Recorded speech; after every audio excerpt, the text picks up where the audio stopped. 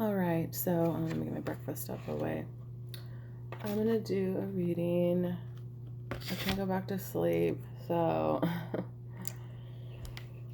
we're gonna do a reading. Okay, so these are the 4 cards on the table that came out. So what I did is I got the Kali Oracle and the Ganesha Oracle together. Okay, so we've got Anahata, which has to do with the heart chakra, Kali, number 33. Kundalini Shakti, 10. Divine Support, number 48, and number 38, Nurture. Okay. Whew. Let's read this one. Hopefully the lighting's okay. You can see. Okay. Beautiful, powerful Mother of the sacred universal heart, who lives within our hearts as a wisdom and healing power of love. Your heart knows how to heal and how to open, how to break and repair itself, to become stronger and wiser than before. Your heart cannot be contained or constrained by what has taken place. Your heart wisdom and empowerment are growing. Soon you shall have the wisdom and courage to accomplish something very important for your soul journey. Trust in the invisible workings of divine love. Let your heart be at peace. So heart chakra is Anahata, the Sanskrit name. The journey of the soul is a journey from the head to the heart. Kali is the goddess who secures the awakening, transformation, and liberation of the heart. Love is her expression. When Kali Ma touches the heart, it becomes capable of love that is increasingly unconditional, fearless, and compassionate. Such empowerments often manifest through loss and betrayal. In responding to such challenges, we grow our heart's capacity for love, processing and healing emotions of grief, betrayal, and anger. Our heart becomes stronger through this process. The human heart is capable of overcoming enormous negativity. It is an astonishingly powerful and beautiful temple of spirit. We can underestimate the extraordinary power of the heart by focusing on its sweetness, love, and light as though they were weaker than anger, fear, or the consuming intensity of grief. We can only begin to understand the spiritual worlds and how they operate when we let go of the human perspective. A human believes that the heavier and denser something is, the more powerful it is. A heavy emotion like anger or physical situations that appears gridlocked are given more weight than the intangible realms of spirit. Yet spirit is behind all things and in all things. Being invisible does not impede its effectiveness. If anything, it enhances it. For something so seemingly invisible, love has unconquerable power. We affirm this in expressions such as love can move mountains or love always finds a way. Yet we are conditioned to believe that there is more power in what we can see and control rather than the spiritual power of love.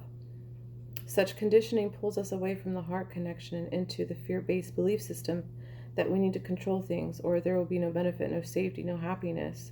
However, we can never be safe if we are disconnected from the spiritual home of the heart, where all healing, wisdom, true guidance, spiritual protection, and regenerating vitality resides. Okay, so it is very long. This book is about 2.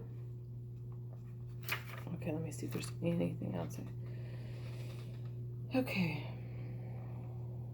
So it's talking about being, heartbroken. For those who live from the heart space, it could be hard to remember what it was like before. Yet many still live in such a way, driven by fear, plagued with anxiety, hardened through living in a way that is oppressive to the spirit. The oracle asks you to acknowledge how far you have come and where you would like to go, not so much in terms of external markers, but in terms of emotional freedom. If you have been focusing on healing a specific issue in your life, the oracle indicates that you have the strength, wisdom, and courage of heart to accomplish that. This is beautiful. Let's see. Becoming non-defensive, softening, opening to spirit with unconditional trust places you in a position of astonishing protection, empowerment, and grace. Keep your heart open to the Divine Mother. Through that openness, the right thing shall emerge at the right time. The walls we build around our hearts need to be broken down so we can fulfill our sacred purpose and path. Trust that the pains of your past do not have place in your future. No matter what appears to be, she knows the way through. Temper your fierce emotions without denying them. Keep bringing yourself back to your center. Continue to find the moderate and peaceful resting place within, even as you make radical progress on your path. The oracle predicts the successful completion of a time of spiritual initiation. Grace yourself with the gift of relief and trust that all is well. How lovely. This is beautiful. Okay, we've got the Kundalini Shakti card, number 10. Oh, sorry, I'm getting so warm here. I'm just sitting here. It's so hot. Okay. Excuse me.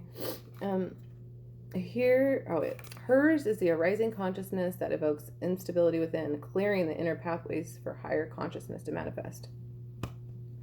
Inner disturbance and instability wrought by Kundalini Shakti is obscuring grace. Internal disorder is a necessary step towards divine reorganization. Reassure your heart that no matter what may appear to be at a spiritual level, all is well. Outworn energy is being processed and broken apart. From the ashes of your inner fire, you shall emerge anew. Let what needs to happen, happen. Oh, I'm totally resonating with this message so far. I don't know about you guys. Within the subtle field of the body is a powerful, creative, and awakening energy known as Kundalini. When the soul is ready, this energy, rather like a snake uncoiling, stirs and arises. Awakened Kundalini becomes Kundalini Shakti, moving according to its own pace, path, and wisdom. And someday I'll have to share my experience with that. I've been through that experience of my Kundalini awakening, and I had to do also with my divine counterpart, kind of like, initiating that. Anyways, okay, so let's see, where was I? So it clears the chakras, purifying body and mind, preparing the body to be more readily receive with spiritual energies, weaving through the subtle energy body from the base of the spine toward the crown of the head, seeking release to the top of the head. Okay. As purification is rarely an enjoyable experience, this powerful natural process requires courage. As energy shifts and we are cleansed emotionally, we may have physical symptoms of discomfort and dramatically fluctuating moods. Our thought processes may be confused and our perception not as astute as it may be otherwise. Oh, this is a good example. Okay. Like sediment being sifted from the bottom of a water glass, that which was clear becomes temporarily muddied. As the sediment is removed, the water settles again, but with more clarity. The oracle indicates a need to be patient and to allow for the confirmation of signs and intuitions. You do not need to ignore signs to act, but it is wise to recognize that you are presently within a liminal space of healing. The way things look now will change dramatically in the not too distant future. It is not wise to try and build a foundation on shifting ground. Be patient. Trust that you will know when the time to act is upon you. When Kundalini Shakti arises, energies are beginning to move in new ways. The oracle indicates that there's something within you that has been dormant. Perhaps for a long time, even lifetimes, is now reawakening. This message could relate to an aspect of your being, even a past life talent that will be further developed in this lifetime. It could be a stalled project coming back to life again, or a reinvigorated sense of purpose following an unexpected inspiration. Moving forward, an ascension to a new level of experience and being are predicted. Okay. Creativity, healing, as well with this oracle. Let's see. Yeah, it's like that incubation. It's being incubated. Let's see what else. Okay, so it also indicates a time when matters of relationship are significant for your soul growth. Tuning into the masculine and feminine energies in your soul will help you balance leading and receiving, directing and allowing, pursuit and presence, both in your outer worldly life and inner spiritual life. Trust your heart and don't be hesitant to lean into unfamiliar territory with boldness tempered by patience. You will become capable of many things on many levels that you were not capable of accomplishing previously. A new way is signified. Beautiful. Okay, so that's those two. We're going to read the Ganesha is divine support, number 48.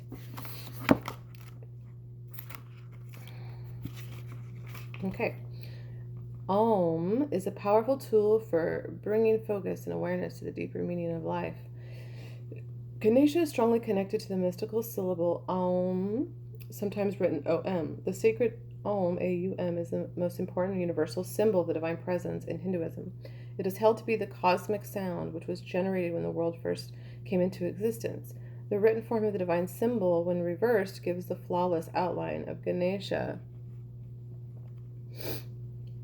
The use of the sound is one way to help you connect to the divine support that is available to you now. Ganesha is ready to share his wisdom, knowledge, and guidance that is innate within his being. You now have the opportunity to cultivate a closer relationship with Ganesha or with any ascended master or divine being that resonates with you. Drawing on divine support facilitates a greater connection to your divine voice, which can be a source of inspiration and great wisdom in times of uncertainty or challenge. Ganesha's desire is to assist you on your life path. Know that he is guiding you away from fear, distress, and anguish, and towards the light and love at the center of your being, the same light and love which resonates through the vast universe and which is contained within the universal sound of Om. Consider chanting this tone or listening to a recording of Om to bring about the energetic shift that is needed at this time. Beautiful. I actually have that tattoo on the back of my neck, the Om symbol. Nurture 38.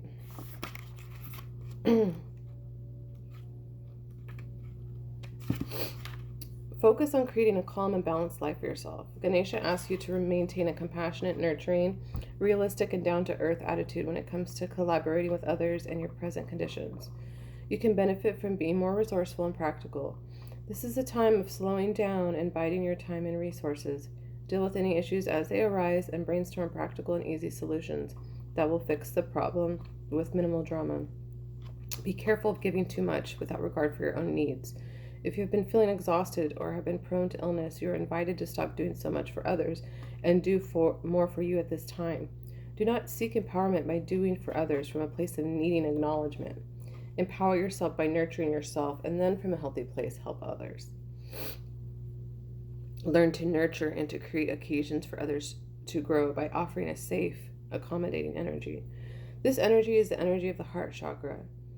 As your life comes more into alignment with your soul purpose, you bring this nurturing and unconditional love beyond your immediate surroundings and out into the world. The female figure in this card is Ganesha's mother, Parvati. She represents a strong female figure in your life that you may look to for extra support and guidance. This could be any female role model, friend, or acquaintance that you find yourself drawn to at this time. Alternatively, Parvati can represent a part of yourself, especially when much of your time is spent focusing on the nurturing and caring of others. Whew, that was a lot of reading. Okay. That was a lot of energy. I hope you enjoy this message. Bye.